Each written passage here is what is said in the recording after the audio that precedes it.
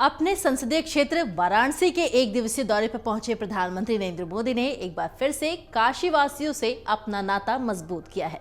हर हर महादेव के उद्घोष और भोजपुरी में अपने भाषण की शुरुआत करके उन्होंने सभी का दिल छू लिया।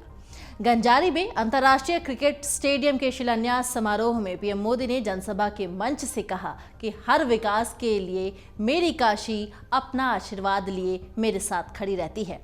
पीएम मोदी ने इस बार लोक बंधु राज नारायण के नाम का जिक्र भी किया और पीएम मोदी के बारे में कहा जाता है कि वो बिना कारण किसी का नाम नहीं लेते हैं। ऐसे में सवाल उठता है कि राज नारायण कौन है जिनका नाम पीएम मोदी ने अपने संबोधन के दौरान लिया और जन्मभूमि को प्रणाम किया। साथ ही राज नारायण के जरिए पीएम मोदी ने लोगों को कांग्रेस की इमरजेंसी भी आखिर क्यों याद दिला दी और पूर्व प्रधानमंत्री इंदिरा गांधी और राज नारायण के बीच कौन सी राजनीतिक घटना घटी थी जिसको अब पीएम मोदी याद दिलाने में लगे हुए हैं।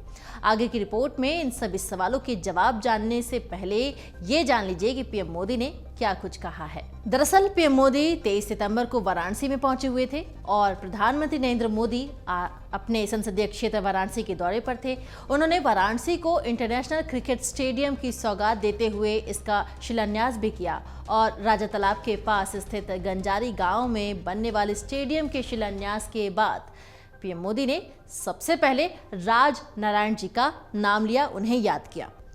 पीएम मोदी ने कहा कि यहाँ से कुछ दूर पर भारतीय लोकतंत्र के प्रखर पुरुष राज नारायण जी का गांव मोतीकोट है और इस धरती से आदरणीय राज नारायण जी और उनकी जन्मभूमि को प्रणाम करता हूँ। राज नारायण जी देश के ऐसे नामों में से हैं जिनके साथ कई ऐतिहासिक घटनाएं भी जुड़ी हुई हैं और राज नारायण जी को इमरजेंसी का हीरो भी कहा जाता है।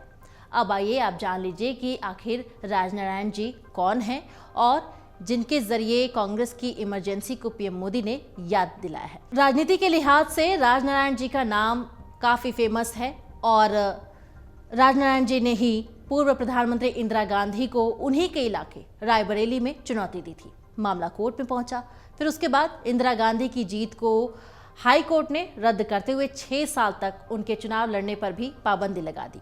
इसी के साथ देश को इमरजेंसी भी झेलना पड़ा था।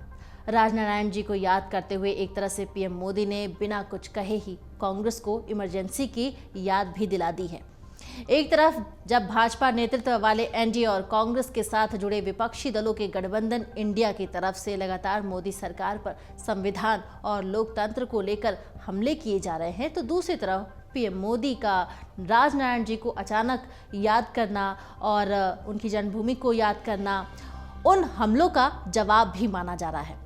राज नारायण जी को याद करके पीएम मोदी ने समाजवादी पार्टी को भी संदेश देने की कोशिश की है और पीएम मोदी ने ये भी बता दिया कि सपा आज के डेट में उस कांग्रेस के साथ खड़ी है जिसे राज नारायण जी जैसे समाजवादी नेता ने इमरजेंसी में उखाड़ फेंका था।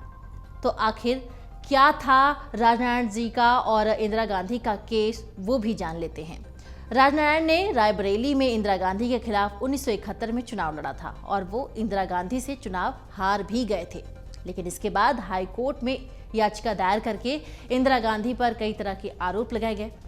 उन्होंने इंदिरा गांधी पर आरोप लगाया था कि उन्होंने यशपाल कपूर को अपना चुनावी एजेंट बनाया और साथ ही वो अभी भी सरकारी सेवा में हैं, ये भी बताया। उनका इंदिरा पर दूसरा आरोप था कि उन्होंने प्रचार के दौरान चुनावी मंच और लाउडस्पीकर लगाने के लिए सरकार के पीडब्ल्यूडी कर्मचारियों का भी इस्तेमाल किया था। तब इलाहाबाद हाई कोर्ट के न्यायमूर्ति जगमोहन लाल सिन्हा ने अपने ऐतिहासिक निर्णय में इंदिरा गांधी की जीत को अवैध करार दिया था और उनके 6 साल के लिए चुनाव लड़ने पर भी रोक लगा दी गई थी।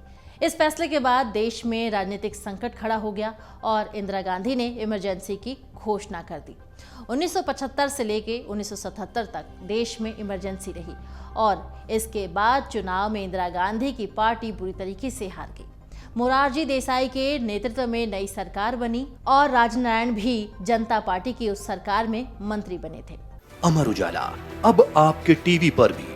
अपने स्मार्ट टीवी पर यूट्यूब पर सर्च करें अमर उजाला, चैनल सब्सक्राइब करें और देखें ताज़ा खबरें, वो भी HD क्वालिटी में।